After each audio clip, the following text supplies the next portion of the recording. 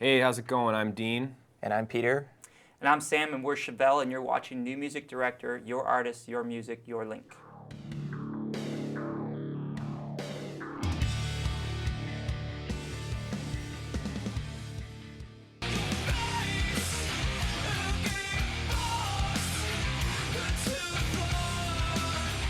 Probably never thought we'd still be doing this after 15 years, just because it's hard to imagine yourself that far down the road. I think we could say we're really happy to be doing that.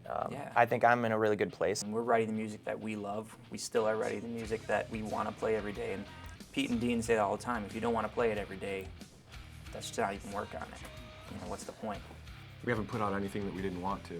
You can only hope that people understand the music that you're writing, that you're playing. I mean, if people call Hats Off to the Bull our best work, I think that's great. You get both sides of it. I mean, we're writing music. Some people complain there's not enough screaming on the record, and some people complain that there's too much. So you can't make everybody happy. You just have to write the music that, you know, is inspiring you at the time. We take the music very seriously. We try not to take ourselves seriously, but we take, the music very seriously. A lot of the writing happens when we get off the road.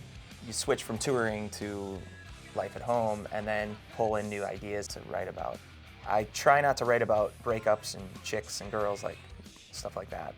The riff for Face to the Floor really came first, and we just needed a heavy topic for it. I saw this story about Bernie Madoff, and it just kind of blew me away at how this guy's whole life was a lie, and he had decimated lives along the way. And so basically, it was a good topic for a hard rock track.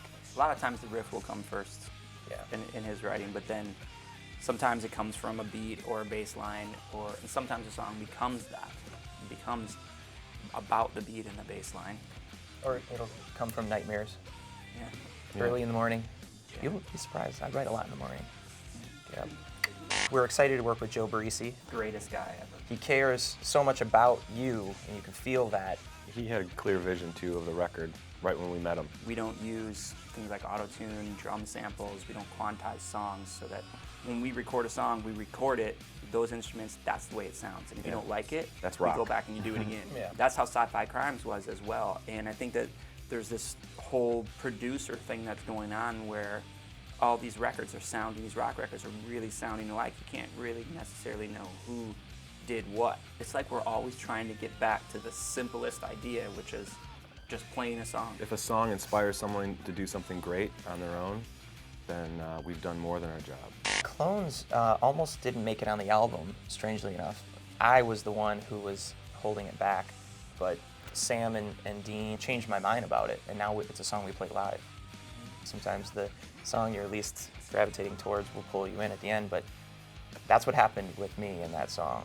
We went through every iteration we could, and at the end of it, we stripped it down, and it became the song that it is. It needed to be simple. I'll probably never look at a song and say it's done, and that was one that I had to just kind of concede and say, well, it's never going to be done.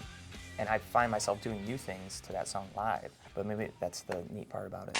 When we were doing this record, I had an 8-day migraine, and during that time, just literally couldn't get out of bed because of the pain. On the 8th day, I went and saw this pain doctor, and he told me, he said, I'm going to give you this shot in the back of your head, and he said, it's going to help. And it was like, I was better. It was like I was a new person.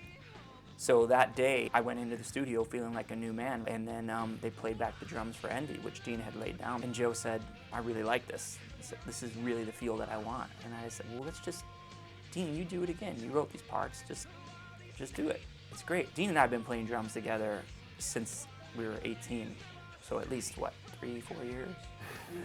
So he did it, and then after he did it, I remember being at home, Pete saying, we're gonna play the song on the road, so I remember go back and learning it, and trying to learn it the way that he played it. It was something different. I'm formerly a drummer, so anytime these guys say, hey, you want to take a crack at this?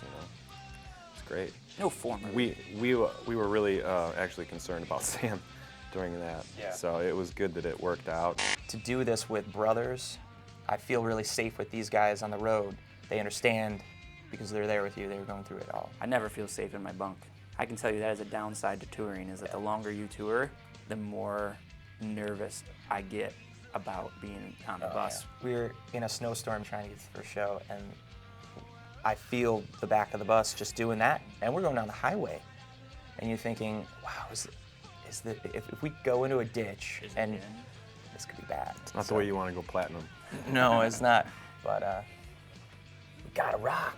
That's our joke, though. Whenever it gets a little, we always go, "Go and platinum." When you have confidence in the song, put in the practice, and we have each other backing us up. Those are three very confident qualities. You put those together and we can feel good about doing whatever it is we're doing.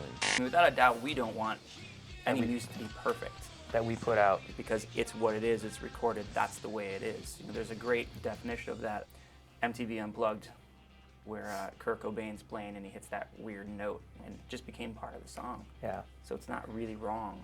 You lose a lot of emotion when it's too perfect. When the drums are quantized and everything's perfectly tuned, you lose a lot of the emotion and the rawness. When it comes to music, it's very subjective and unrealistic what is perfect at the end of the day. I'm Dean. And I'm Peter. And I'm Sam, and we're Chevelle, and you're watching New Music Director, your artist, your music, your link.